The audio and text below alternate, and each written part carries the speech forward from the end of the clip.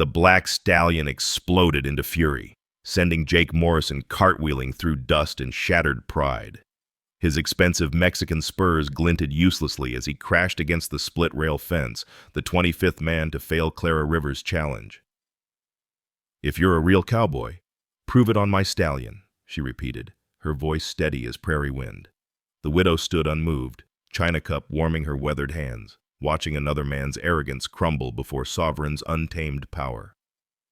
Morrison limped away, cursing. The gathered crowd dispersed, muttering about cursed horses and crazy widows. But Clara remained, studying the magnificent animal that had belonged to her late husband Tom.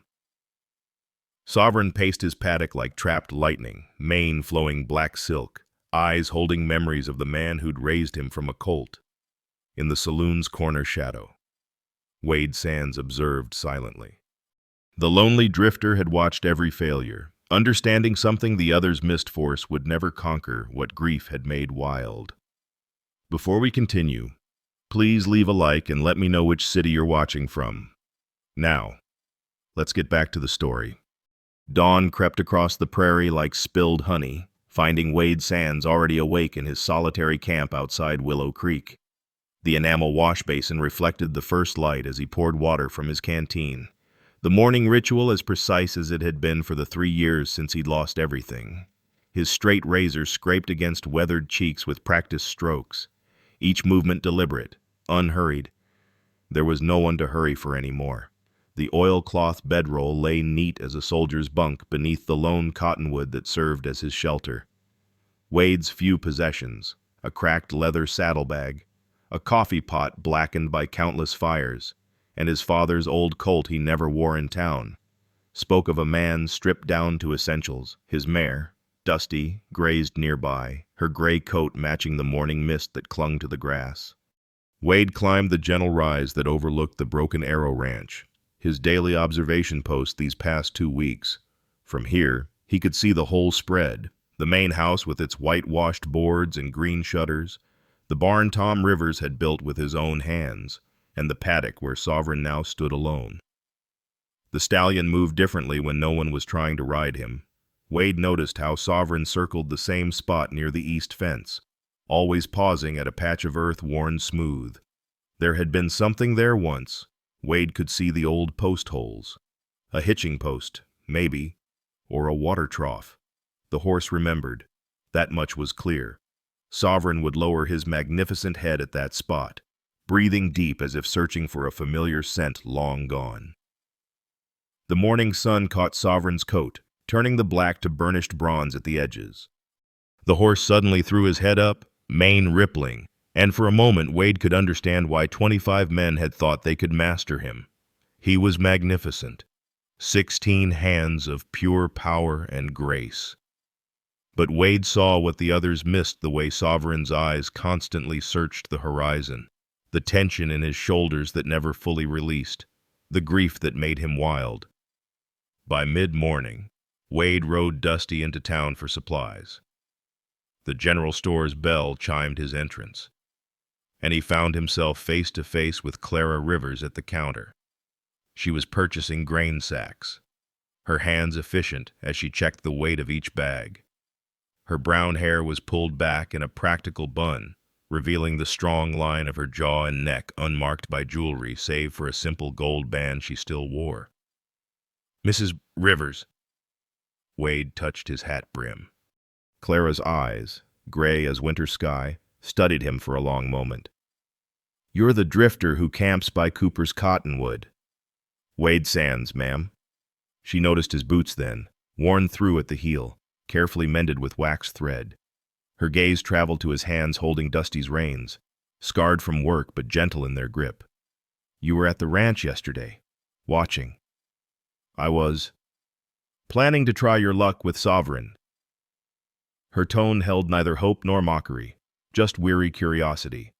Wade shifted the grain sack she was struggling with, lifting it easily despite his lean frame. "Maybe, but not with luck, ma'am." Their eyes met again, something unspoken passing between them. Clara had seen plenty of men claim they had the answer, the secret method, the special touch. But this one didn't boast or swagger. He simply stood there, patient as stone, waiting for nothing in particular. "The others say you barely talk," Clara observed, counting out coins for her purchase. "Not much to say that hasn't been said." Behind them, Jake Morrison entered with 2 other cowboys, their spurs jangling. "Well, if it ain't the ghost of Cooper's Cottonwood," Morrison sneered.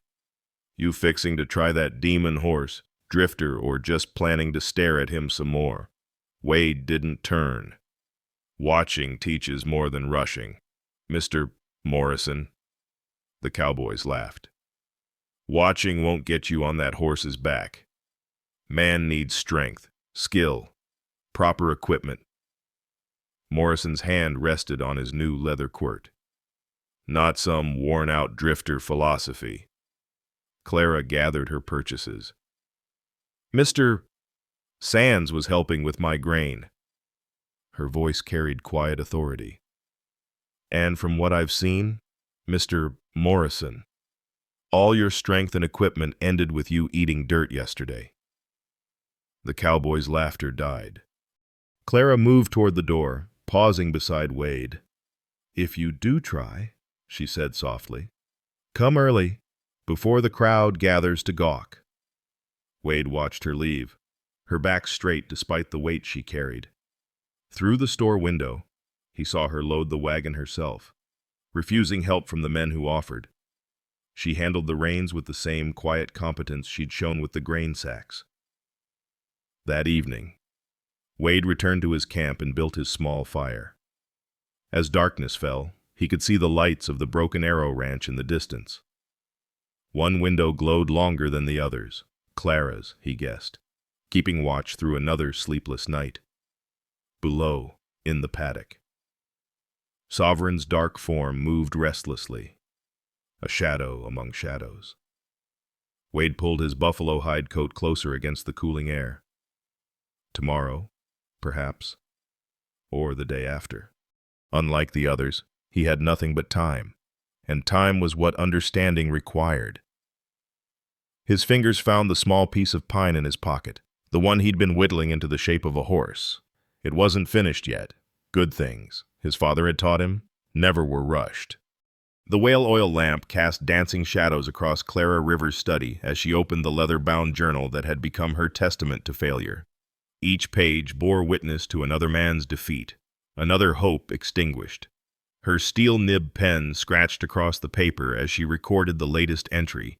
Jake Morrison, June 14th, 1883. Lasted 28 seconds. Used Mexican spurs and braided quirt. Sovereign threw him at the northeast corner. 25 names filled the pages now. 25 men who'd arrived with swagger and departed with dust in their teeth and wounded pride. Clara's fingers traced the earlier entries. Cowboys from as far as Denver. Ex-cavalry soldiers. Even a Comanche horse trainer who'd claimed he could whisper any mount into submission. All had failed. She set down the pen and reached for the daguerreotype photograph on her desk.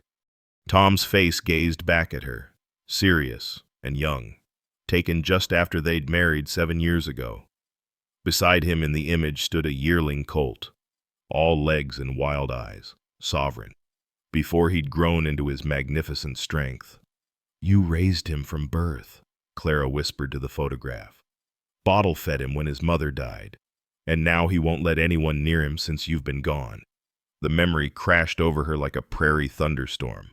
That April morning 15 months ago when the late spring blizzard had torn through unexpectedly. The cattle had panicked, rushing the new barbed wire fence Tom had just installed on the property's eastern boundary. She could still hear Sovereign's frantic whinnying, still see Tom racing out into the white chaos. The horse had gotten tangled in the wire, that devil's invention that was sectioning off the whole frontier. Tom had been trying to cut him free when the spooked cattle had surged again, driving both man and horse deeper into the twisted metal. By the time Clara had reached them, Tom was beyond help, his body torn and broken. But Sovereign had stood guard over his master, bleeding from dozens of cuts, refusing to let anyone approach for hours. Even as Tom drew his final breaths, he'd whispered, "Someone will understand him. Clara, someone will see past the fear." Clara closed the journal and stood, moving to the window. Below in the paddock, illuminated by the rising moon, Sovereign paced his endless circuit, round and round, wearing a track in the earth, as if movement could outdistance memory. She watched him pause at the spot where Tom used to lean against the fence each morning with his coffee, talking to his horse about the day's plans. The horsehair settee creaked as she sank into it, exhaustion weighing her bones. Tomorrow would bring more pressure, more voices telling her to give up this foolish quest, as if surrendering on Sovereign meant surrendering on Tom's memory too. Morning arrived with Samuel Brooks's buggy rattling up the ranch road. The town elder had appointed himself Clara's advisor since Tom's death, arriving weekly with unwanted counsel wrapped in Christian concern. Clara met him on the porch, already knowing what he'd come to say. "Mrs. Rivers," Brooks began, removing his black bowler hat, "the town council met last night. There's concern about the situation." "The situation?" Clara's voice held winter ice. "This business with the horse, it's becoming a spectacle. Men are getting hurt, and frankly, people are beginning to talk about your judgment." Clara's hands gripped the porch railing. "My judgment is my own, Mr. Brooks."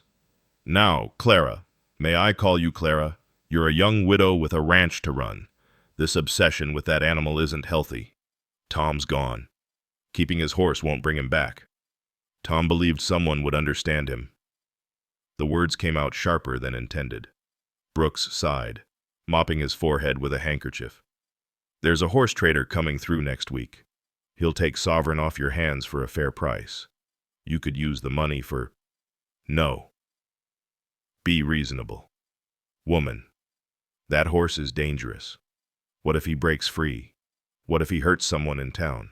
The liability alone." "Mr. Brooks." Clara's interruption was quiet but final. "Sovereign stays. This conversation is over." Brooks's face reddened. "You're as stubborn as your late husband was. Look where that got him."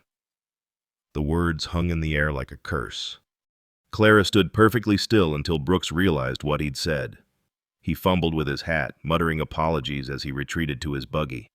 Clara remained on the porch until the dust of his departure settled. That evening at the Dusty Dollar Saloon, Wade Sands nursed his single whiskey while the room buzzed with plans and boasts. Jake Morrison held court at the large table, regaling listeners with news that a professional horse breaker from Cheyenne was being summoned. "Bart Hutchins is his name," Morrison announced. "Broke horses for the Army. Never met one he couldn't master. He'll have that black demon eating from his hand within an hour." "What's his method?" someone asked. "Exhaustion and dominance. Runs them in circles until they can barely stand, then breaks their spirit while they're weak. Works every time." Wade's jaw tightened. He'd seen such methods, seen the dead look in horses' eyes afterward. They obeyed. Yes, but something essential was murdered in the process. "What about you, Drifter?" Morrison called out, noticing Wade's presence. "You still planning to bore that horse into submission?" The saloon erupted in laughter. Wade finished his whiskey and stood. The room quieted, expecting a response to the mockery. Instead, Wade approached the bartender, speaking just loud enough for those nearby to hear. "I'll be at the Broken Arrow tomorrow morning, early. You're trying—" The bartender's surprise was evident. "I'm trying." Morrison snorted. "Save yourself the embarrassment, Drifter. That horse has thrown better men than you." Wade headed for the door, then paused. "Maybe that's the problem. Morrison. Everyone's been trying to throw themselves on him. Maybe someone should try asking permission first." The silence that followed was broken only by the creak of the saloon doors swinging shut behind him. Wade walked through the evening shadows toward his camp, his decision crystallizing with each step. In his pocket, his fingers found the small wooden horse he'd been carving. Tomorrow, he'd finish it. Tomorrow, he'd approach Sovereign not as a conqueror, but as someone seeking understanding. The moon rose full and bright, painting the prairie silver.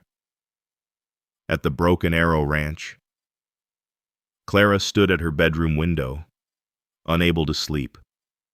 She watched Sovereign pace beneath the stars, his black coat gleaming.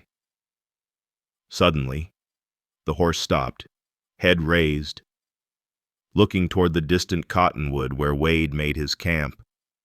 For a long moment, horse and moon held perfectly still, as if listening to something only they could hear. Clara found herself hoping, despite 25 failures, despite all logic. There had been something different in Wade Sands' eyes. Not ambition or arrogance, but a quiet recognition of loss that matched her own.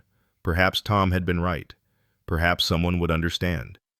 She returned to her desk and picked up the journal one more time. But instead of reading the failures, she tore out the pages one by one, feeding them to the dying embers in the fireplace. Each name became smoke and ash, clearing the slate for whatever tomorrow might bring. Outside. Sovereign resumed his pacing, but slower now, as if he too sensed change approaching with the dawn.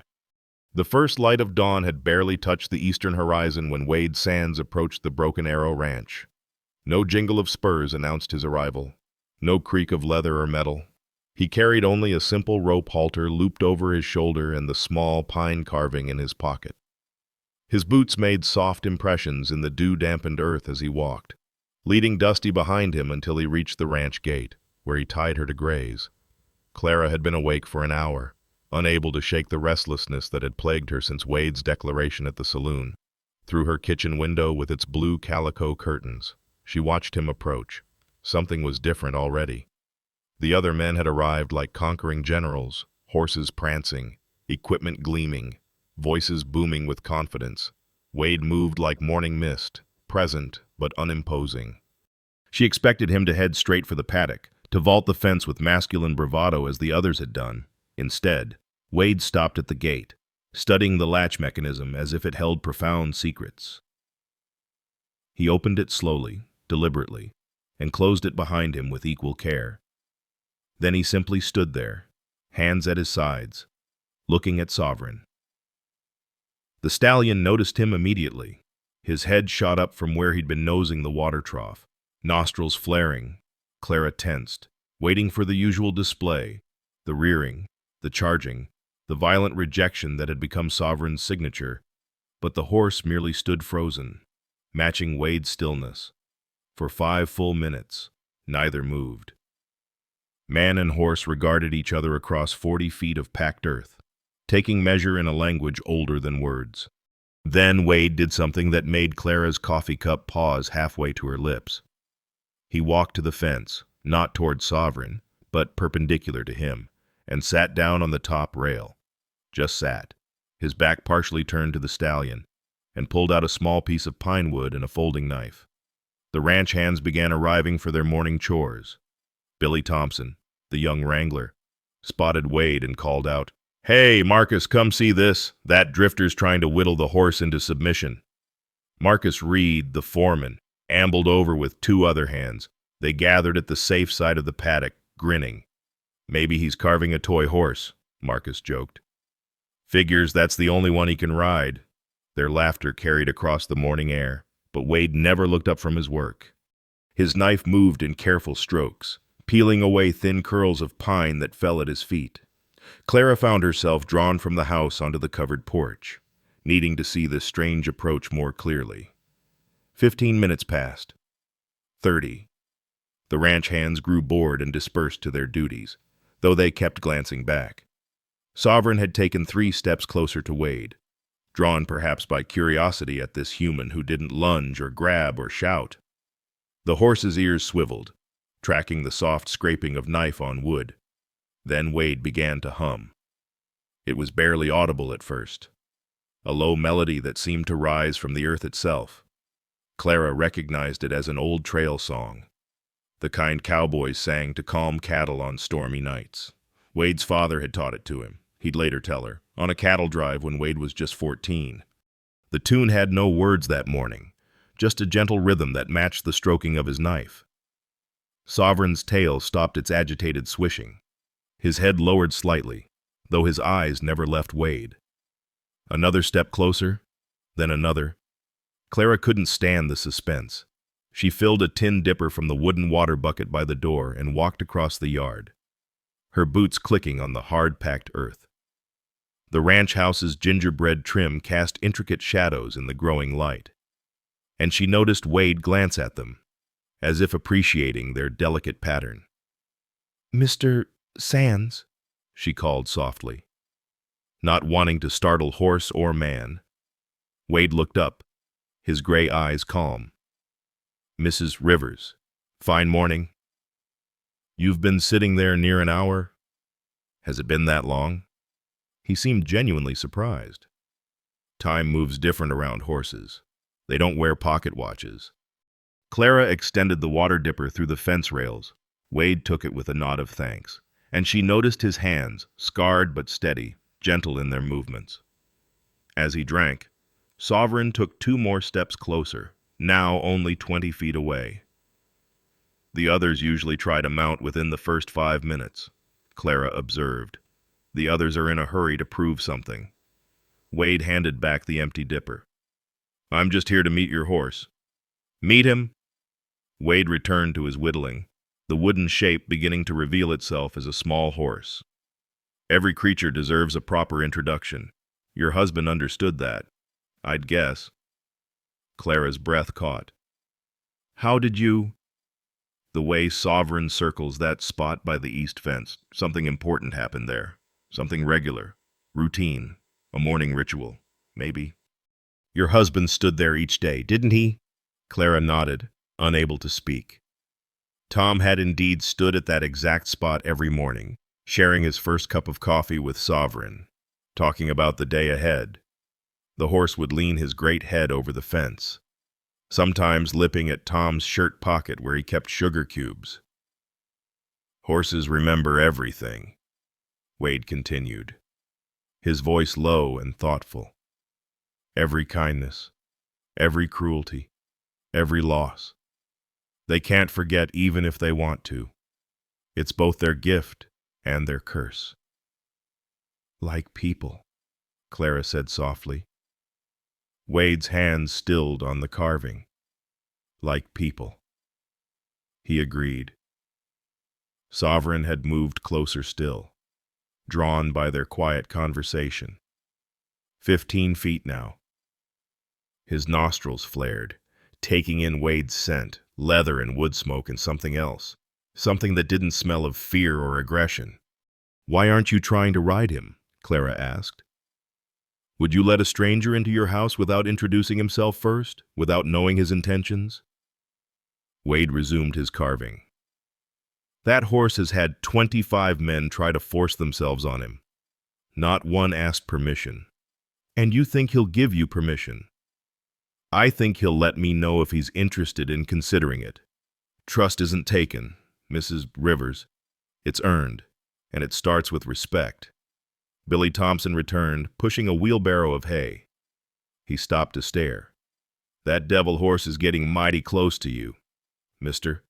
Better watch yourself." Wade didn't look up. "He's not a devil, son.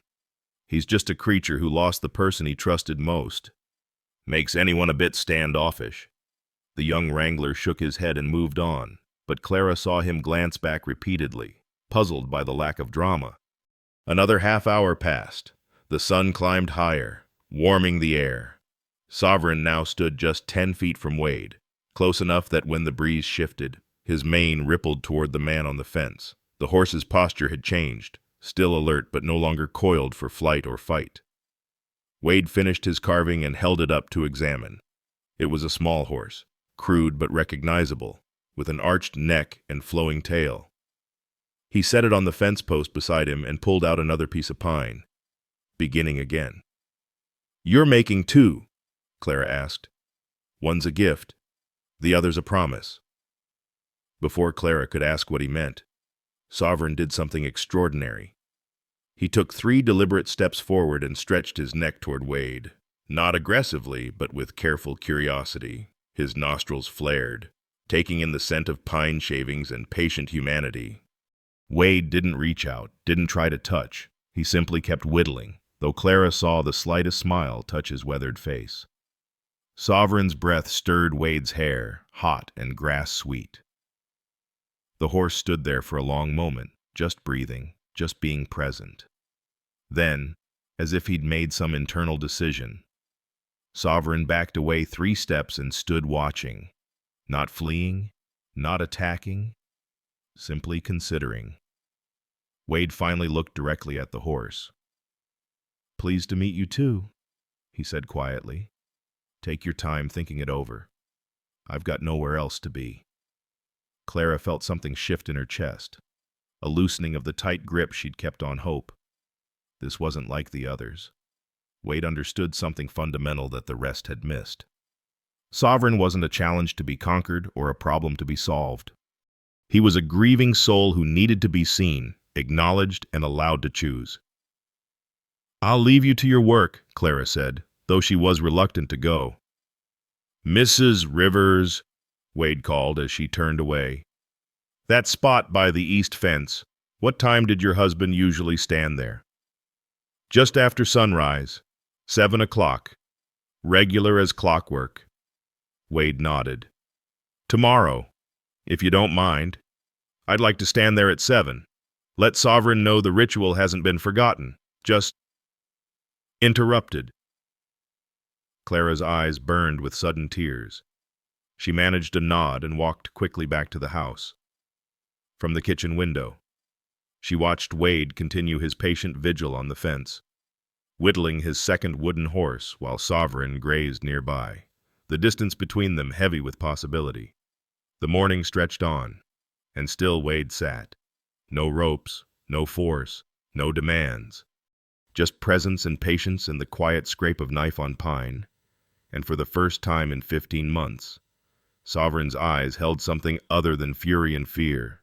They held curiosity, and perhaps, just perhaps, the faintest glimmer of hope. The evening air carried the scent of sage and coming rain as Clara set down a plate of sourdough biscuits on the porch's small table. The honey from Edgar Patterson's hives caught the last golden light, amber as autumn leaves. Wade sat in Tom's old rocking chair, Clara had insisted, though she saw him hesitate before accepting, while she settled onto the bench with the patchwork quilt her mother had made. "You spent 12 hours with him today," Clara said, pouring coffee from the blue enamel pot. "Most men give up after 12 minutes. Most men are trying to win something." Wade accepted the cup gratefully. His shoulders ached from sitting on the fence, but he'd never mention it. "I'm just trying to understand." Clara studied him in the fading light.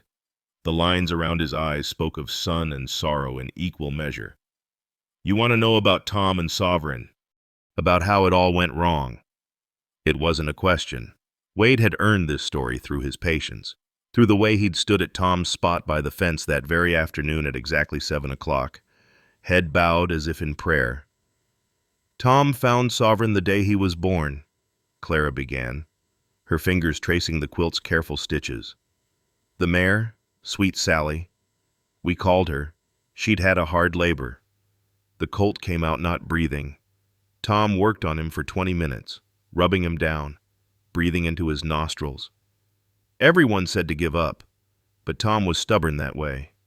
She smiled at the memory, though it cut like glass. When Sovereign finally gasped and struggled to his feet, Tom was the first thing he saw, the first hands that touched him. Tom used to say they'd saved each other that day. He'd been doubting himself, wondering if he had what it took to run a ranch. That colt choosing to live gave him purpose. Wade nodded slowly, understanding the profound bond between a man and an animal he'd rescued. He raised him from a bottle. Sweet Sally died 3 days later, infection from the birth. Clara's voice grew distant. Tom fed Sovereign every 2 hours, day and night, for weeks. Slept in the barn more often than the house. I'd find them in the morning, Tom propped against the stall wall with Sovereign's head in his lap, both snoring. The rocking chair creaked gently as Wade shifted. A horse never forgets that kind of devotion. "Never," Clara agreed. As Sovereign grew, Tom trained him with patience. Never force. They'd ride for hours, sometimes just walking. Tom talking about everything and nothing. The horse knew Tom's moods better than I did sometimes. If Tom was troubled, Sovereign would nudge him with his nose until he smiled. She paused, reaching for the daguerreotype locket at her throat. Inside was Tom's picture, taken on their wedding day. They were partners. Tom never had to command Sovereign. A shift of weight, a gentle word, and the horse knew exactly what was needed. People came from 3 counties away to see them work cattle together. Poetry in motion, they called it. Wade sipped his coffee, letting the story unfold at its own pace. The first stars were appearing, and somewhere a nighthawk called. The winter was hard that year, Clara continued. We lost cattle to wolves, had to buy feed at terrible prices. Tom decided we needed better fencing to protect the herd. Barbed wire, the devil's invention, but effective. Her hands clenched in her lap. He'd just finished the eastern boundary when the storm hit. She stopped, gathering herself. Wade waited, patient as he'd been with Sovereign. April 15th, last year, late blizzard, the kind that kills new calves and foolish hopes. The wind was howling something terrible. Tom was in the barn when he heard Sovereign's screams. Clara's voice broke slightly. The horse had been in the near pasture, but the storm spooked him. He ran blind into the new fence. Wade could picture it all too clearly. The panicked animal, the nearly invisible wire in the blowing snow, the terrible moment of impact. Tom didn't even grab a coat, just ran out with wire cutters. Clara's eyes were distant, seeing it all again. By the time I realized what was happening and followed, Sovereign was tangled bad. The wire had wrapped around his legs, his neck. Every struggle made it worse. And Tom was trying to cut him free when the cattle found them. She paused, breathing deeply.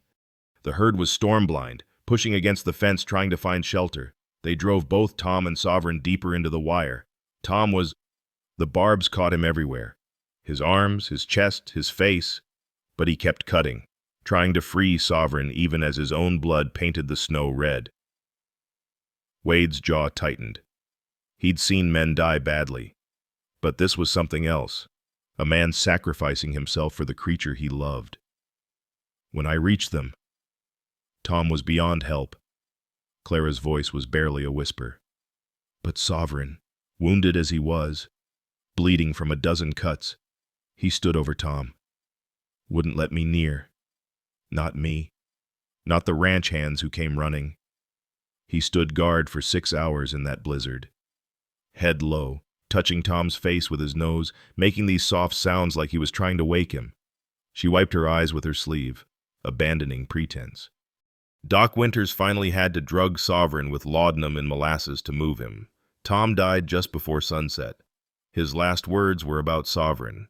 Someone will understand him. Clara, don't let them break him. Someone will understand. The porch fell silent except for the creak of the rocking chair and the distant sound of Sovereign moving in his paddock. And since then, Wade asked softly. Since then, he trusts no one. The wounds healed, the ones you can see.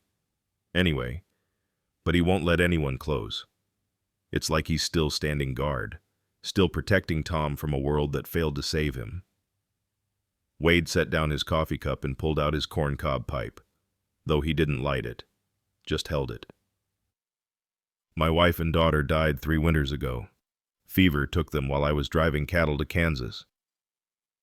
Clara looked at him, seeing new depths in his weathered face. Emma was 6, had her mother's red hair and my stubborn streak. His voice was steady but distant. Margaret, my wife, she'd begged me not to go on that last drive. Said she had a bad feeling, but we needed the money. And I was too proud to listen. He turned the pipe in his hands.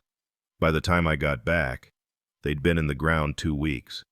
The neighbor women had nursed them best they could, but the fever was too strong. I wasn't there when they needed me most, wasn't there to hold them at the end. It wasn't your fault, Clara said quietly. Knowing and feeling are different creatures. Wade stood, moving to the porch rail. I sold everything, the farm, the cattle, Even Margaret's piano. Couldn't stand the emptiness where music used to be. Been drifting ever since, running from memories that follow anyway. Clara joined him at the rail. Below, Sovereign stood silhouetted against the darkening sky. Is that why you understand him? You're both standing guard over ghosts. Maybe. Wade pulled the small wooden horse from his pocket, the first one he'd carved. Or maybe I just recognized the look in his eyes. The one that says I failed the person who mattered most. You didn't fail them. Neither did Sovereign.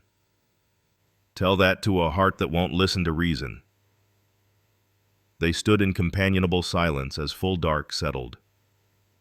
The ranch house grew quiet. The hands retired to the bunkhouse. The world shrinking to just the porch and the soft sound of night creatures stirring.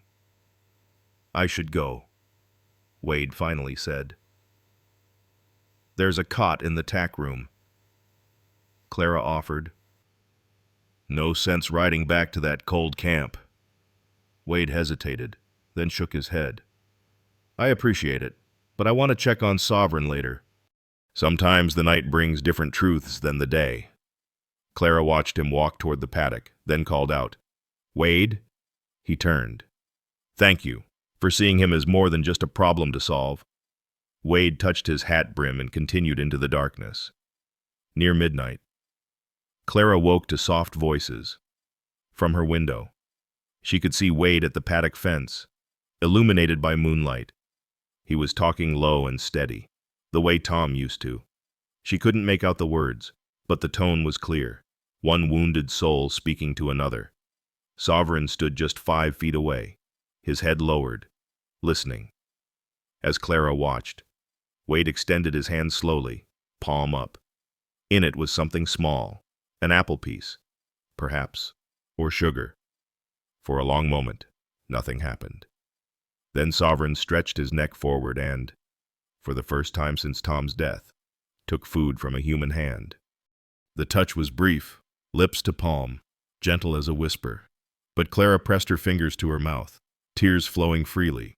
It wasn't trust, not yet, but it was a beginning. A crack in the wall Sovereign had built around his broken heart. Wade stood there another hour, sometimes talking, sometimes silent, letting Sovereign choose the distance between them. When he finally walked back to his camp, the horse followed him to the fence line and stood watching until Wade disappeared into the darkness. Clara returned to her bed, pulling the quilt around her shoulders. For the first time in 15 months, she felt something she'd thought lost forever. Hope. Not the loud, brash hope of the men who'd come to conquer, but the quiet, patient hope of understanding. The kind Tom would have recognized. The kind that might, just might, heal them all. The dusty dollar saloon reeked of tobacco smoke and stale beer as Jake Morrison slammed his whiskey glass on the bar, his voice carrying over the evening crowd. 3 days he's been sitting on that fence like some addled scarecrow, and that widow's fool enough to let him. The brass bar rail gleamed in the lamplight as men gathered around Morrison, eager for entertainment at someone else's expense. Wade Sands sat alone in the corner, his single beer barely touched, listening to the mockery with the same patience he showed Sovereign. Tell us, Drifter, Morrison called out, his new store-bought collar stark white against his sunburned neck. What's your secret method, you planning to bore that demon horse to death? Laughter erupted from the crowd. Someone pounded the painted saloon doors for emphasis, making them swing wildly. Wade looked up slowly, his gray eyes steady as he met Morrison's gaze. No secret, Wade said quietly. Just time and respect. Respect, Morrison nearly choked on the word. For a horse next you'll be asking its permission to saddle it, maybe invite it for tea with the widow. More laughter. Billy Thompson, the young wrangler from the Broken Arrow, shifted uncomfortably. He'd seen something different these past days, but didn't dare speak up against Morrison's crew. That's exactly what I've been doing, Wade said, standing slowly. Asking permission. The saloon fell silent. Morrison's face reddened. You're either touched in the head or playing that widow for a fool. Which is it? Neither. Wade moved toward the bar, each step deliberate. Every living creature deserves to choose who it trusts. Force might get you on a horse's back, but it won't earn you a partner. Partner, Morrison scoffed. It's livestock, not a business associate. You break them, train them, use them. That's how it's always been done. And how's that method working with Sovereign? Morrison's hand moved to the Colt at his hip. You calling me a failure? I'm saying 25 men tried force and 25 men ate dirt. Maybe it's time for a different approach. Your feminine approach, Morrison sneered. Sitting around whittling like an old woman, making two little wooden horses like toys for children? We've all seen you out there, playing nursemaid to that beast. The saloon doors swung open with enough force to bang against the walls. Clara Rivers stood framed in the doorway, her presence stopping every conversation cold. Women didn't enter the Dusty Dollar, especially not respectable widows. But Clara's eyes blazed with fury that would have backed down a grizzly. Mr. Morrison, her voice cut through the tobacco smoke like a knife. In 3 days, Mr. Sands has accomplished more with Sovereign than you and your 24 fellow failures managed in 3 months. Morrison's mouth opened and closed like a landed fish. Mrs. Rivers, this ain't a place for what truth? Clara stepped inside, her boots clicking on the sawdust-covered floor. Mr. Sands has gotten closer to Sovereign than anyone since my husband's death, not through force or trickery, but through patience and understanding. He's after your ranch, Morrison blurted. Can't you see that acting all gentle and kind to get into your good graces? The slap echoed through the saloon. Morrison staggered back, hand to his reddening cheek, as Clara stood with her hand still raised. My husband believed someone would understand that horse, she said, her voice deadly quiet. Someone who saw beyond conquest to connection. Mr. Sands is that man, and you're too small-minded to recognize it. She turned to Wade.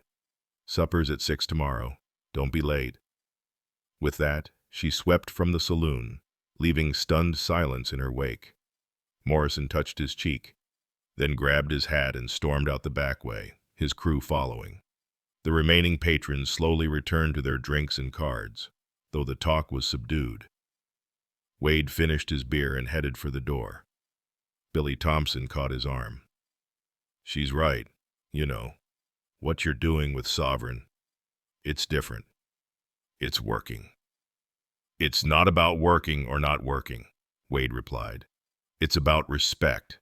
That horse lost everything that mattered. You don't heal that with force. Whoa. The next afternoon, the church social brought the town's women together in the small, clapboard building that served as both church and schoolhouse. The pump organ sat silent in the corner, while ladies in their Sunday bonnets arranged plates of food on the long tables. Clara arrived with her apple pie, aware of the sudden hush in conversation. Clara, dear, Mrs. Samuel Brooks began, her tone dripping with false concern. We need to discuss this situation with that drifter. His name is Wade Sands, Clara said evenly, setting down her pie. Yes. Well, Mrs. Brooks adjusted her peacock-feathered hat. It's highly inappropriate. Him spending so much time at your ranch, people are beginning to talk. Let them talk.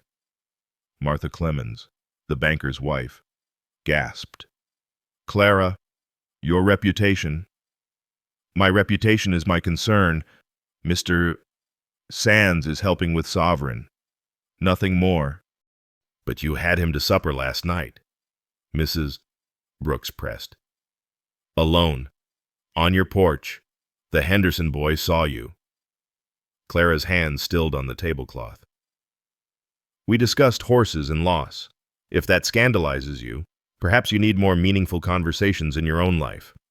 The women exchanged shocked glances. Sarah Morrison, Jake's sister, spoke up with barely concealed venom. That man humiliated my brother in front of the whole town.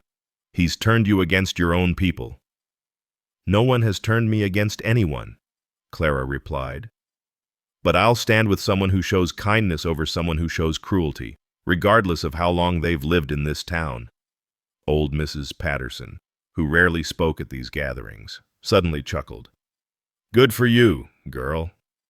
That husband of yours would approve. He never did care much for convention when principle was at stake.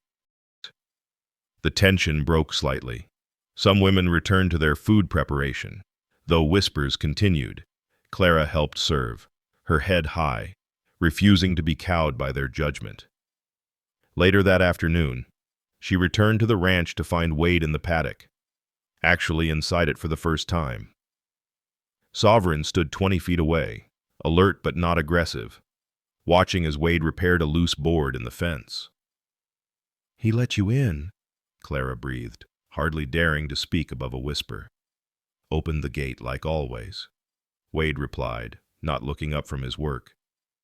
He didn't object, so I figured it was all right. As Clara watched, Wade finished the repair and began walking slowly along the fence line. Not toward Sovereign, just parallel to him. After a moment, the horse began walking too, matching Wade's pace from a distance. When Wade stopped, Sovereign stopped. When Wade turned, the horse turned. It's like a dance, Clara murmured. It's a conversation, Wade corrected. He's deciding if I'm worth trusting. For an hour, they continued this silent exchange.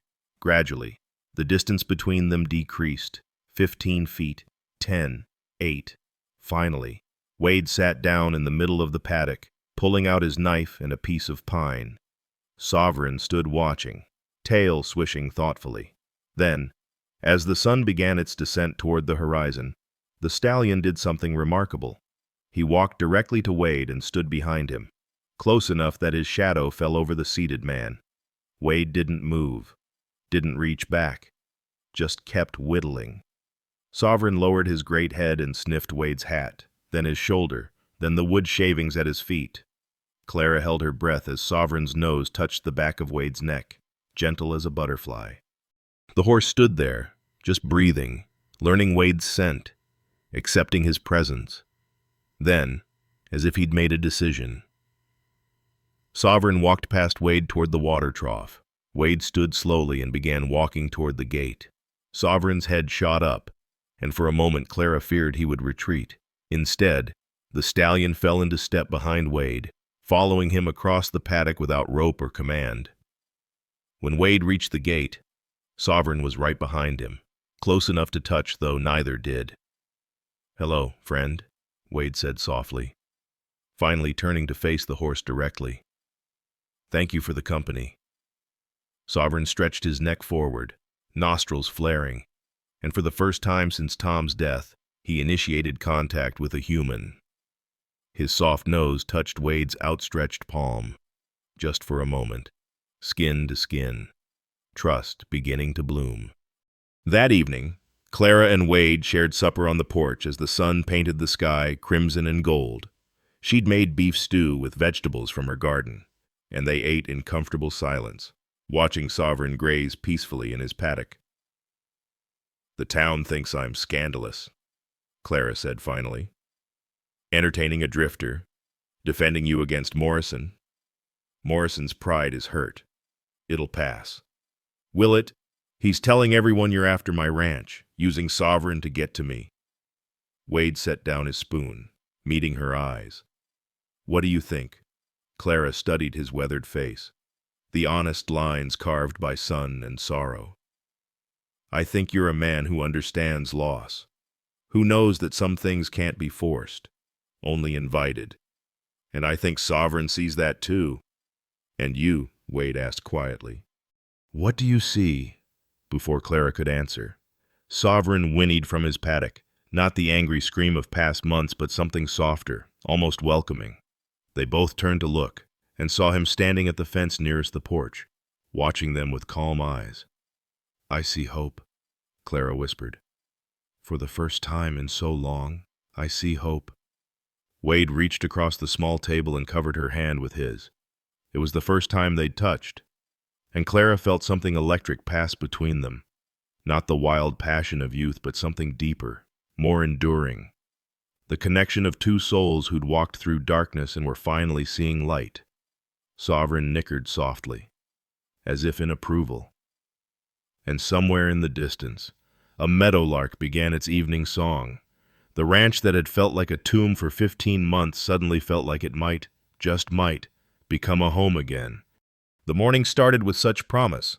Wade had successfully placed a blanket on Sovereign's back, the horse accepting the weight with only minor ear-flicking. Clara watched from the porch, her heart lifting as the stallion followed Wade around the paddock like a devoted dog. 4 days of patient work had transformed the wild-eyed beast into something approaching his former self. Then the rifle shot cracked across the valley. The hunter was likely a mile away, shooting at deer or elk in the upper meadows. But to Sovereign, the sound exploded like thunder. The stallion's entire body convulsed in terror, his eyes rolling white as memories of that terrible day crashed over him. The storm, the wire, the sound of Tom's pain. He reared up, screaming, then bolted straight for the fence. "No!" Wade lunged forward, trying to intercept, but Sovereign was 1,500 pounds of blind panic. The horse hit the fence at full speed, sending boards exploding outward like artillery shells. Wade threw himself sideways, but caught 2 rails across his ribs, the impact lifting him off his feet and slamming him into the dirt. Clara was running before Wade hit the ground, her skirts gathered in her fists. Behind Sovereign, the shattered fence lay in ruins, and Wade wasn't moving. The stallion had cleared the barrier and was racing toward the distant hills, the blanket flying off his back like a surrendered flag. Wade, Clara dropped to her knees beside him. He was conscious but gasping, his face twisted in pain, arms wrapped around his middle. "Not his fault," Wade managed between shallow breaths. "The shot reminded him." "Hush, now." Clara's hands moved with practiced efficiency, checking for blood, feeling for broken bones. Her fingers found the growing knot on his ribs where the boards had struck. "We need to get you inside." Billy Thompson and Marcus Reed came running from the barn. Together, they helped Wade to his feet, supporting him as he struggled to walk. Each step drew a sharp intake of breath, but Wade refused to be carried. In the house, Clara directed them to lay Wade on the kitchen table. The light was better there than in the bedrooms. She sent Billy for her medical supplies and Marcus to track Sovereign's direction. "Need to find him," Wade protested as Clara began unbuttoning his shirt. "You need to be still." Her voice brooked no argument. As his shirt came away, she saw the damage, a purple bruise already spreading across his ribs, the skin scraped raw where the wood had dragged across him. Clara fetched the carbolic acid and clean cloths. "This will hurt," she warned, then began cleaning the wounds with steady hands. Wade gritted his teeth but didn't cry out, though sweat beaded on his forehead. "You've done this before," he observed through clenched jaw. "Ranch life teaches you doctoring whether you want to learn or not." Clara tore strips from her petticoat with no thought for modesty.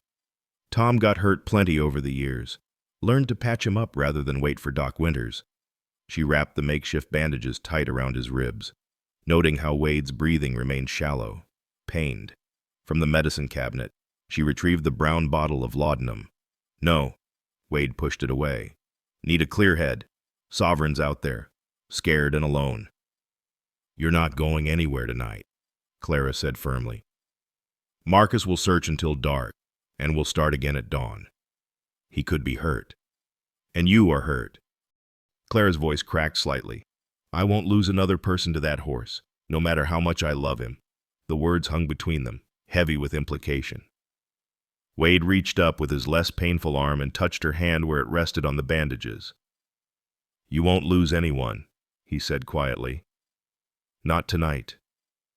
As darkness fell, Marcus returned empty-handed. He'd tracked Sovereign 5 miles north before losing the trail in the rocky ground near Skeleton Ridge. The horse could be anywhere in 100 square miles of wilderness. Clara lit the coal oil lantern and helped Wade to the porch, where he insisted on keeping watch. She brought out the wool army blanket from the trunk, wrapping it around his shoulders against the evening chill. Then she sat beside him on the bench, close enough that their shoulders touched. "Tell me about Margaret," Clara said softly.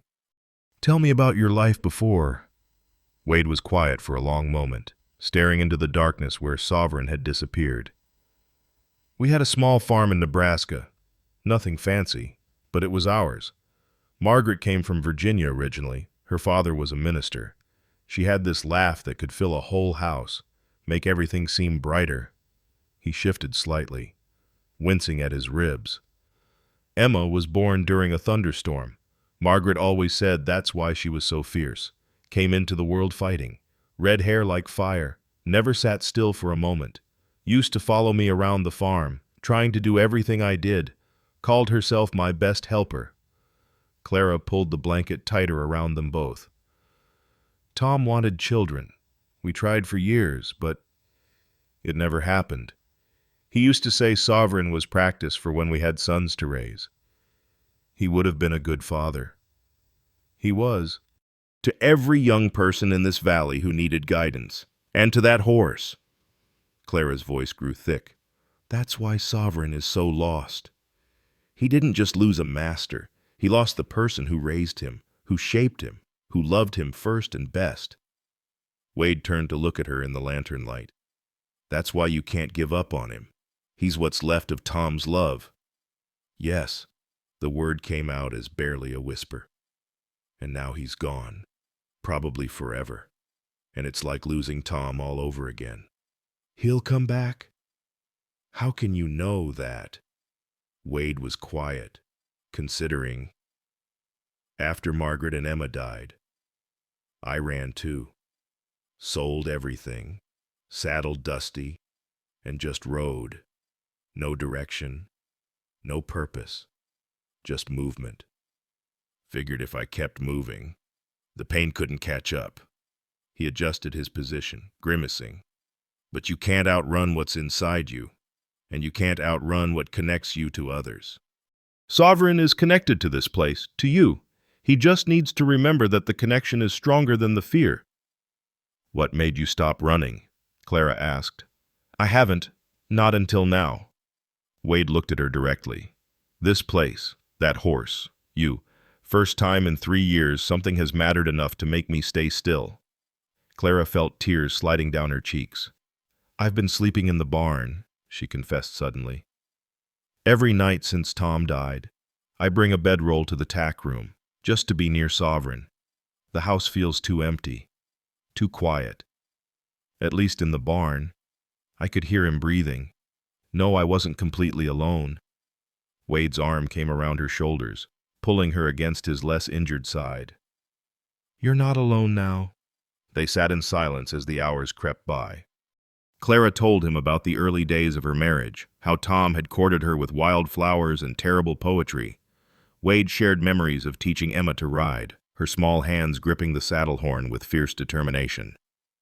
I blamed myself, Wade said into the darkness. Should have been there, should have ignored the need for money and stayed home.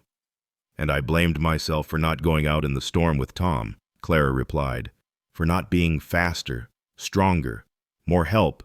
Blame is a poison we drink, hoping others will suffer. Who told you that? An old Apache man I met in Arizona. He'd lost his whole family to soldiers. Said the only way to survive was to let the poison go, drop by drop, until only the love remained. Clara leaned her head against his shoulder. Is that possible? To keep the love without the pain? I don't know. But I think maybe they can exist together. Like dawn and darkness, one defines the other. The night wore on. They dozed fitfully. Wade's breathing labored from his injured ribs. Clara startling awake at every sound, hoping for hoofbeats.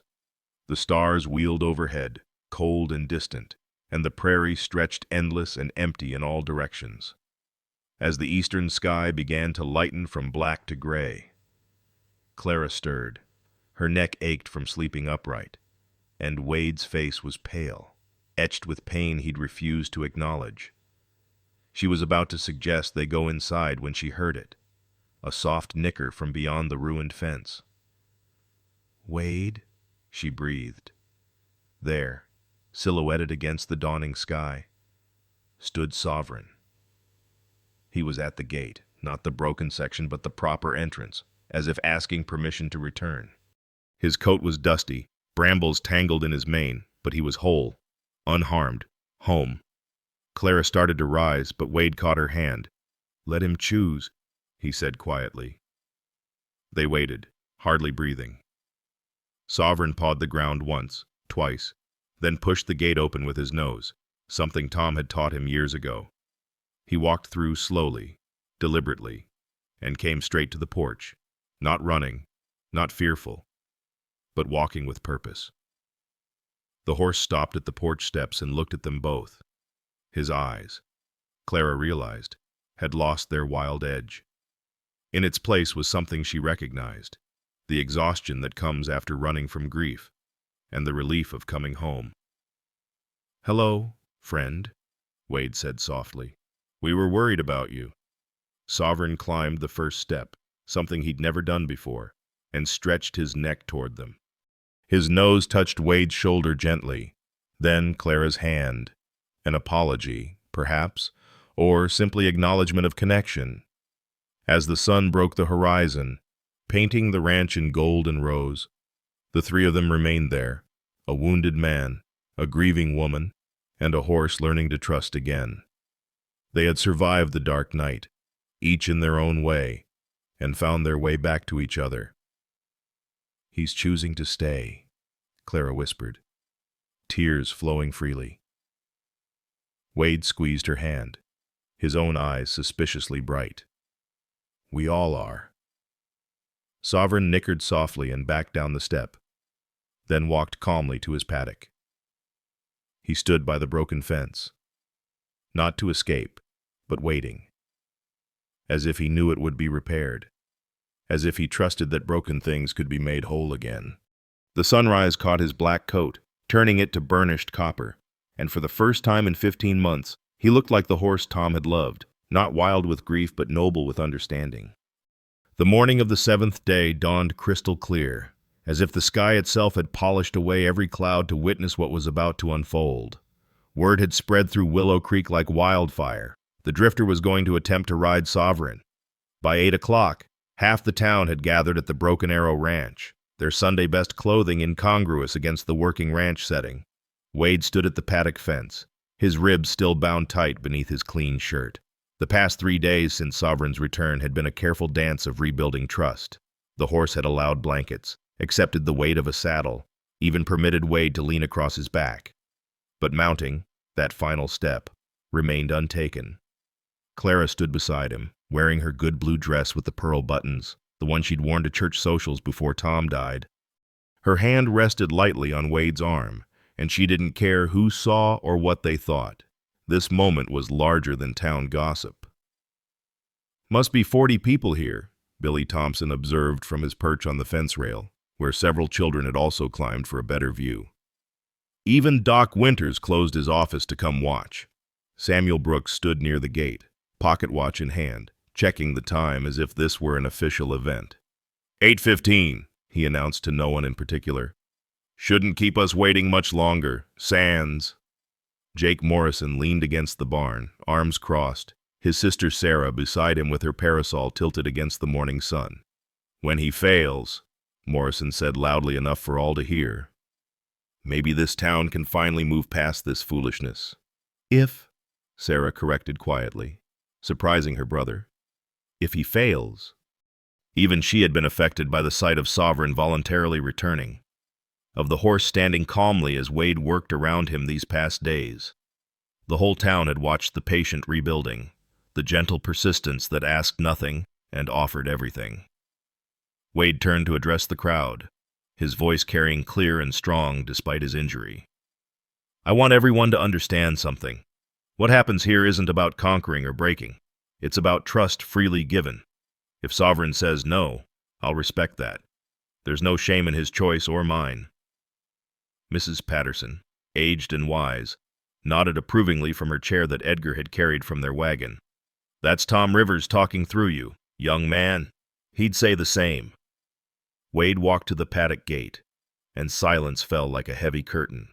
Clara walked with him, and together they entered Sovereign's domain. The horse stood in the center, saddled and ready, his black coat gleaming in the morning sun. His ears tracked their approach, but his body remained relaxed. "Hey, friend," Wade said softly. The same greeting he'd used every morning at Tom's spot by the fence. "Big day today. Lot of folks come to watch. But you know what? Doesn't matter what they think. This is between you and me." Sovereign turned his head to regard Wade fully. His dark eyes held intelligence and memory. All the days of patient approach, of shared silence, of trust slowly rebuilt grain by grain. He nickered softly, and several people in the crowd gasped. They'd only heard him scream in rage these past 15 months. Wade moved closer, Clara staying by the fence but within Sovereign's sight. This was important. The horse needed to see that she approved, that the connection included all three of them. Wade had learned that Sovereign watched Clara constantly, still protecting her in his own way, still honoring Tom's last wish. "Your man Tom," Wade said, loud enough for only the horse and Clara to hear. "He was a good one. Wasn't he raised you right? Taught you about kindness and strength? I'm not trying to replace him. No one could. But maybe we could be partners. You and me. Maybe we could take care of Clara together." Morrison snorted from his position by the barn. "He's talking to it like it understands.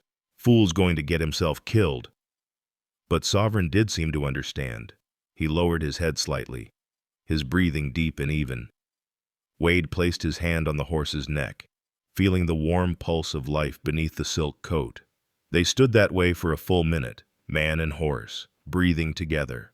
Then Wade did something unexpected. He stepped back. "What's he doing?" someone whispered.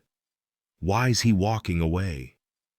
Wade moved to Sovereign's left side, where the stirrup hung ready, but instead of grabbing it, he simply stood there, hand resting on the saddle, waiting.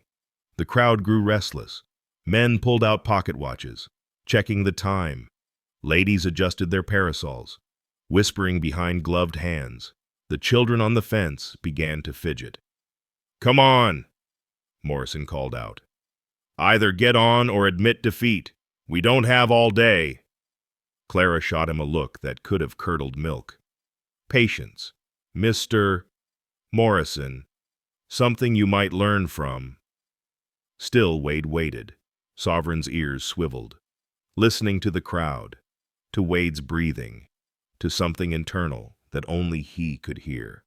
The horse shifted his weight, turned his head to look at Wade directly. Their eyes met and held. Then, in a moment that would be talked about in Willow Creek for decades, Sovereign turned his head further and gently, deliberately, lipped Wade's shoulder. It was unmistakable. Permission granted. Trust offered. Partnership accepted. Wade's hand found the saddle horn, his movement fluid and calm. He put his boot in the stirrup, gathered himself, and swung up smoothly. No fanfare, no dramatic gesture, just a man mounting a horse that had chosen to be ridden. The crowd held its collective breath.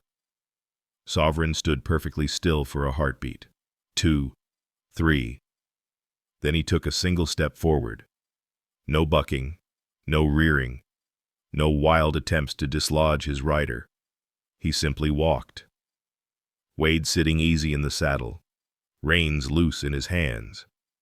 "I don't believe it," Doc Winters breathed, his medical bag forgotten at his feet. "That horse hasn't let anyone on his back since Tom died." Clara pressed her hands to her mouth, tears streaming down her cheeks. This was what Tom had believed possible, not dominance but partnership, not breaking but building. Wade guided Sovereign in a slow walk around the paddock's perimeter. The horse's gait was smooth, controlled, almost thoughtful.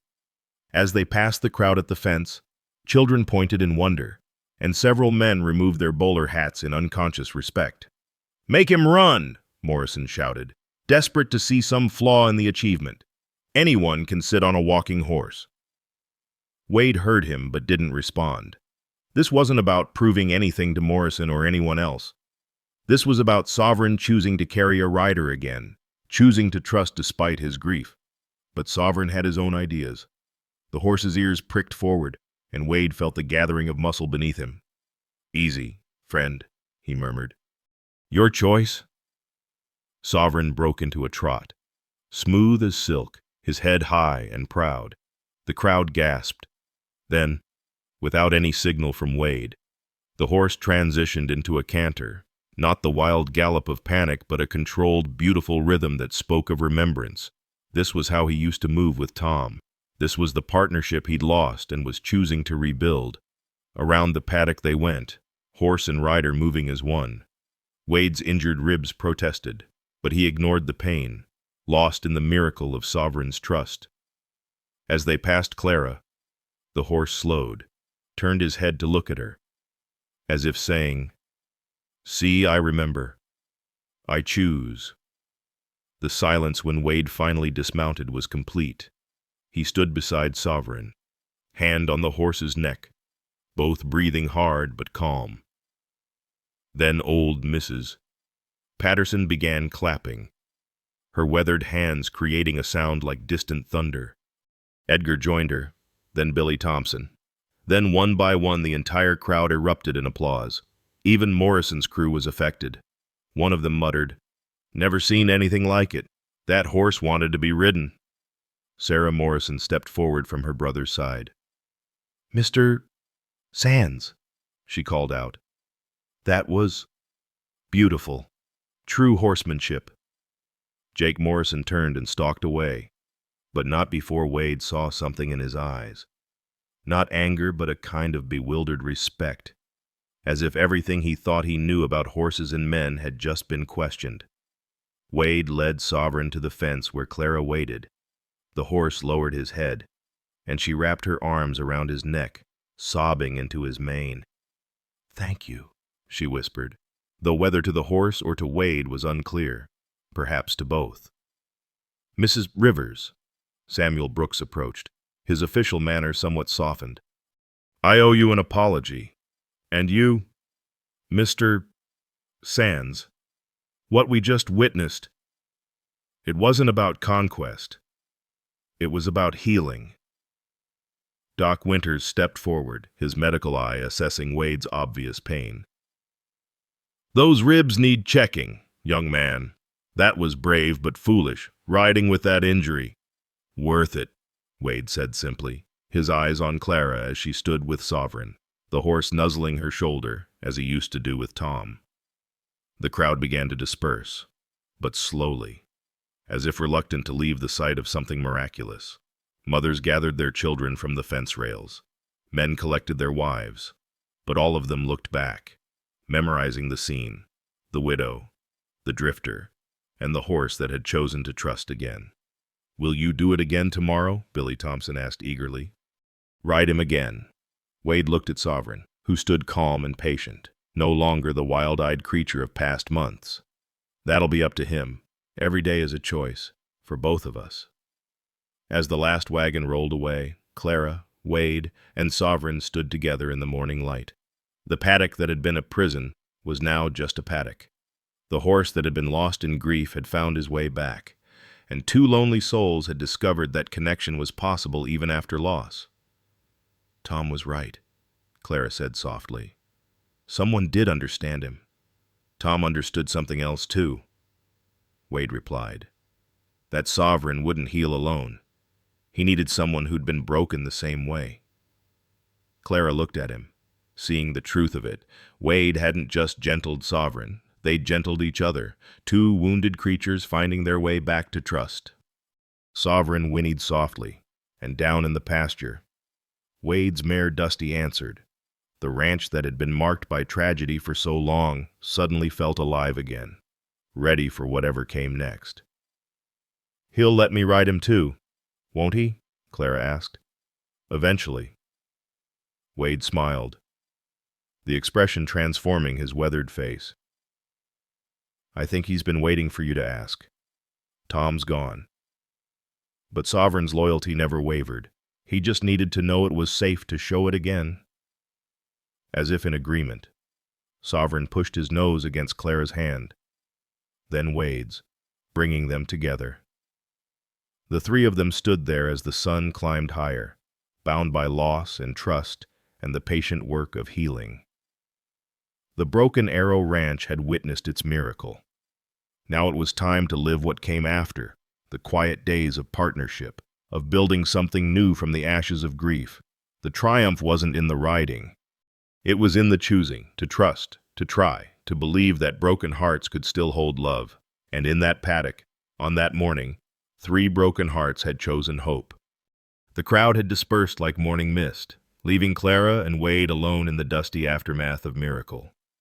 Sovereign grazed peacefully in the paddock, occasionally lifting his head to check their whereabouts, as if ensuring they hadn't vanished. The morning sun climbed higher, casting short shadows across the ranch yard where so many had stood witness to trust reborn. Clara led Wade to the porch, noticing his careful movements, the way he held his injured ribs. She brought cool water from the well, and they sat on the bench where they'd spent that long night waiting for Sovereign's return. The silence between them was comfortable but expectant, heavy with words that needed saying. "Your ribs are hurting," Clara observed, watching him shift position carefully. "Worth every ache," Wade replied, his eyes on Sovereign.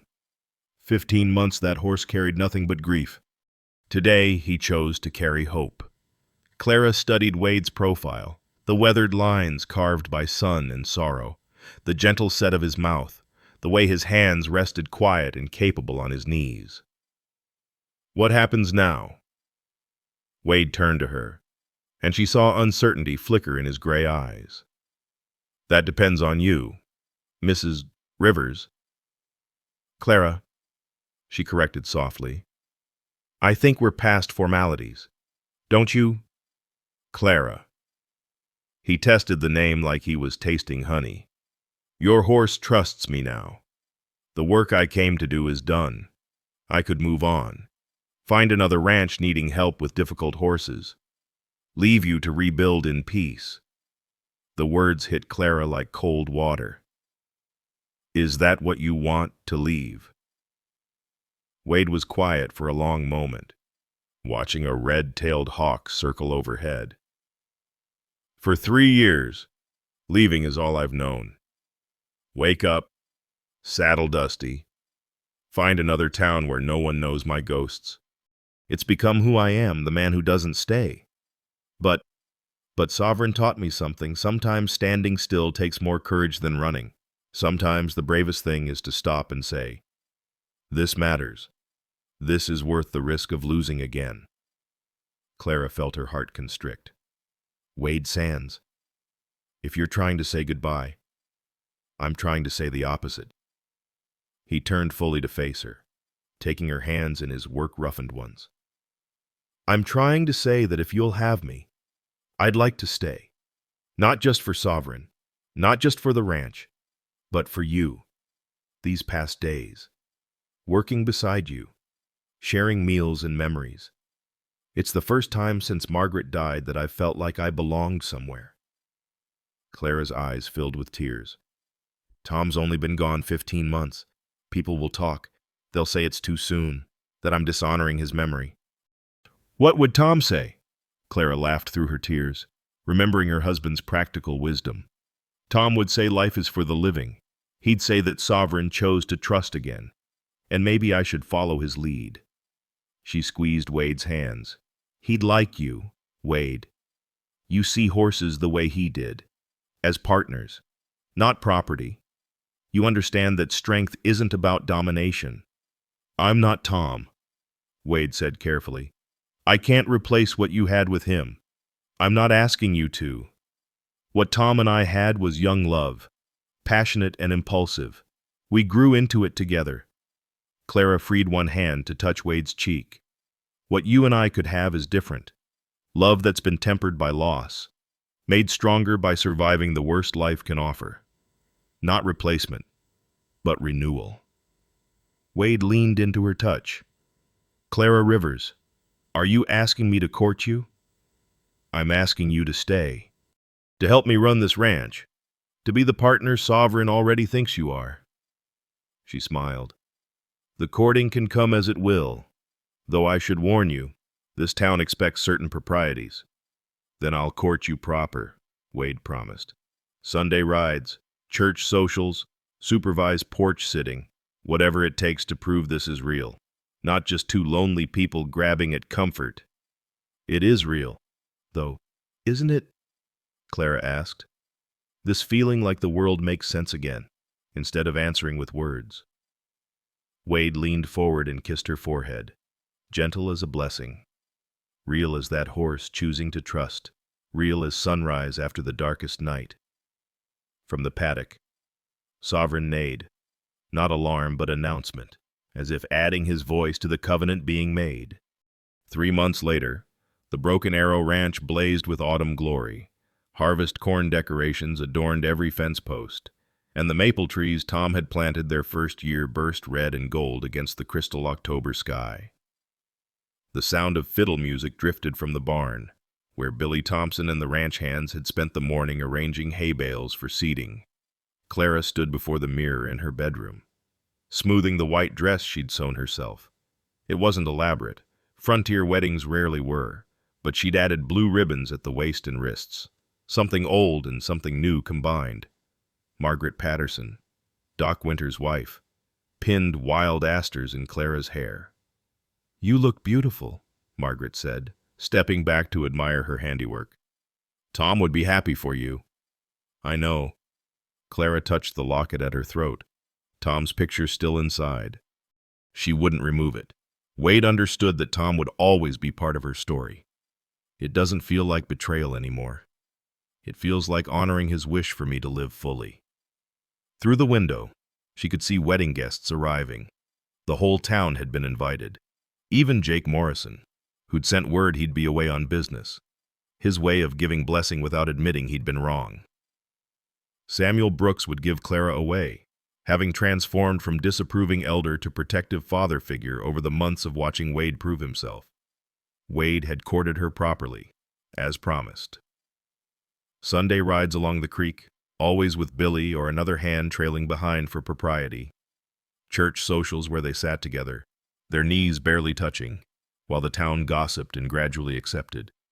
Long evenings on the porch, talking about everything and nothing while Sovereign grazed nearby. The horse equally comfortable with both of them now. The ranch had flourished under Wade's patient methods. He'd gentled 3 more horses for neighboring ranches. Word spreading about the man who asked rather than demanded. The cattle were fat and healthy, the fences repaired, the barn reinforced for winter. The Broken Arrow had come alive again. But more than that, Clara had come alive. The widow's weeds were packed away. Laughter returned to the house. She sang while cooking, hummed while working, smiled for no reason except that life felt good again. The townswomen who'd whispered about scandal now admitted that Clara looked 10 years younger, transformed by hope. A knock at the door interrupted her thoughts. "Clara," Wade's voice called, "I have something for you." "You can't see me before the ceremony," Margaret protested. "It's bad luck." "I'm not looking," Wade said through the door, "just leaving something outside." Clara heard his footsteps retreat and opened the door to find a small wooden box. Inside, nestled in cloth, were 2 carved horses, the ones Wade had whittled that first day. One was rough but recognizable. The other was finished smooth, every detail perfect. A note lay beneath. "One for where we started, one for where we're going. Both blessed by Sovereign's approval. W." Clara pressed the horses to her heart, tears threatening her carefully applied rouge. Margaret tutted and dabbed at Clara's eyes. "Save the crying for after the vows, dear, though I suspect there won't be a dry eye in the house." The circuit preacher had arrived the night before, a young man named Reverend Collins who'd replaced the fire and brimstone previous minister. He understood prairie people, knew that their faith was practical and partnership with the land as much as the Lord. As Clara descended the stairs, she heard the fiddle change to the wedding march, not the formal version, but a frontier interpretation that somehow felt more true. Samuel Brooks waited at the bottom, his arm extended. "You sure about this, Clara?" he asked one final time. "Wade Sands is a good man, but nothing," Clara interrupted gently. "He brought Sovereign back from wildness. He brought me back too. That's all I need to know." They walked through the house and out the back door, where the wedding party waited in the yard between house and barn. The crowd rose from their hay bale seats. Over 60 people come to witness renewal. Wade stood at the makeshift altar built from wagon boards and decorated with autumn leaves and late roses from Clara's garden. He wore his one good suit, the black wool carefully brushed, his boots polished to a shine Billy had helped achieve. His gray eyes found Clara's and held, everything they needed to say passing in that look. Beside him stood Marcus Reed as best man, and beside Clara, Margaret Patterson as matron of honor. But it was the third witness that made everyone gasp. Sovereign stood just outside the circle of guests, untethered and free to leave but choosing to stay. Someone, Wade, Clara realized, had braided his mane with ribbon and fastened Tom's silver bridle, the one saved for special occasions. The horse stood perfectly still, as if he understood the solemnity of the moment. "Dearly beloved," Reverend Collins began, his voice carrying across the prairie wind, "we gather today to witness something remarkable, not just the joining of two people, but the triumph of hope over grief, trust over fear, love over loss." The ceremony was simple, the vows traditional with personal additions. Wade promised to care for Clara, the ranch, and all its creatures with the same patience he'd shown Sovereign. Clara promised to stand beside him through prairie storms and peaceful mornings alike. When they mentioned honoring the past while building the future, old Mrs. Patterson could be heard sobbing into her handkerchief. "The rings?" Reverend Collins asked. Billy Thompson stepped forward, producing the simple gold bands from his pocket. He'd been entrusted with this duty and had guarded them like sacred treasures. As Wade slipped the ring onto Clara's finger, Sovereign nickered softly, drawing gentle laughter from the crowd. "By the power vested in me by God and the territory of Wyoming," Reverend Collins proclaimed, "I now pronounce you husband and wife. Mr. Sands, you may kiss your bride." The kiss was tender, appropriate for public viewing, but holding promise of deeper affection. The crowd erupted in celebration, fiddle music starting up again, this time a lively reel that had couples reaching for each other's hands. But before the dancing could begin, Wade led Clara to where Sovereign stood. The horse lowered his great head, and Clara removed Tom's silver bridle with gentle hands. "Thank you for witnessing," she whispered to the horse. "Thank you for trusting again, for showing us how." Wade produced something from his pocket, a new nameplate for Sovereign's stall, carved with both T. Rivers and W. Sands along with the date. "Partners," he said simply. "All of us." The wedding feast spread across tables made from sawhorses and planks, venison and beef, fresh bread, preserved vegetables from Clara's garden, and apple cider pressed that very morning. The wedding ring quilt, sewn by the church women as their gift, lay draped over Clara and Wade's chairs. As the sun began its descent, painting the sky in shades of rose and gold, the newly married couple took their first dance. "No regrets?" Wade asked as they moved to the fiddle's slow waltz. "Only that Tom couldn't be here to see this," Clara replied. "He'd be so pleased that Sovereign has you, and that you do." Clara smiled, resting her head against his shoulder. "Especially that." As the evening wore on and guests began departing with good wishes and wrapped leftovers, Clara and Wade found themselves alone again on the porch. But this time, there was no uncertainty, no question of staying or leaving. Wade's few possessions had already been moved into the house. Dusty grazed in the pasture with the ranch horses. The puzzle pieces of two broken lives had formed a new picture. Sovereign ambled over to the porch, something he did regularly now. He climbed the first step, his signature move, and stood there like a guardian, watching the sun set over the prairie. Clara stood on his left, Wade on his right, their hands meeting across the horse's broad neck. "Tom was right," Clara said softly. "Someone did understand him. But more than that, Sovereign understood what we needed, each other." Wade kissed her temple. 3 broken hearts learning to beat again. The last light of day caught them there, man, woman, and horse silhouetted against the vast Wyoming sky. Not an ending, but a beginning. Not a replacement of what was lost, but a renewal of what could be. The Broken Arrow Ranch had earned its name through tragedy, but now it stood for something else. The place where broken things were made whole, where trust conquered fear, where patient love rewarded those brave enough to try again. Sovereign nickered softly as full darkness fell, then walked calmly to his paddock, no longer needing to pace away grief. Clara and Wade remained on the porch, listening to the night sounds of their ranch, their home, beginning this new chapter of a very old story.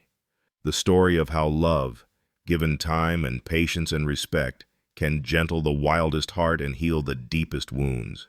You know, friend. Some stories teach us by showing what could be. This tale of Wade, Clara, and Sovereign. It whispers a truth I've carried in my bones since I first heard it from an old cowboy who swore he was there that day. We spend so much time trying to break what frightens us, to force what resists us.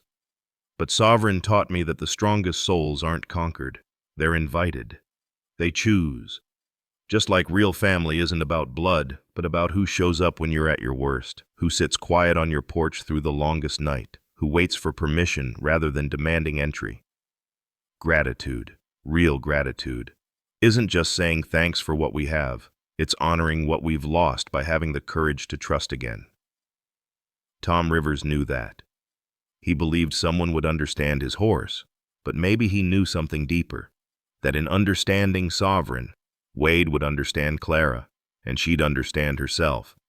That ranch became a bridge between worlds, the living and the remembered, the broken and the healing, because family, true family, includes every soul that teaches us that patient love is the only force that really changes anything. That's all. That's everything.